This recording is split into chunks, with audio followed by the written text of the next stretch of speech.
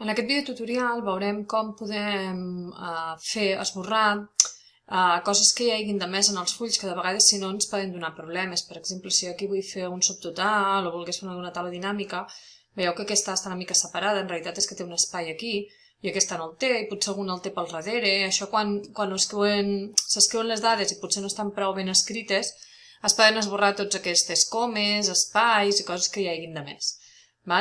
La idea és que selecciono, o de fet puc seleccionar les dues columnes directament on jo vegi que hi ha problemes, i faríem un cerca i reemplaça.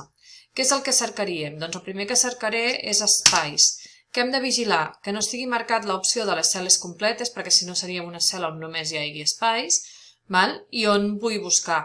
En aquest cas només estic buscant en la selecció, llavors busco espais i el reemplaço per res. Si jo aquí en reemplaça no escric per res, ho estic reemplaçant per res, per un buit, per tant faríem així. Llavors, si ara jo apreto directament reemplaça-ho tot, fixeu-vos que a tot arreu on hi havia espais me'ls ha esborrat, me'ls ha eliminat. El mateix puc fer amb les comes. Torno a seleccionar, de fet ho podria seleccionar tot, escric una coma, però en aquest cas només m'interessen aquestes zones on hi ha algun error. Poso una coma, li dic que no siguin cel·les completes, sinó que ho busqui.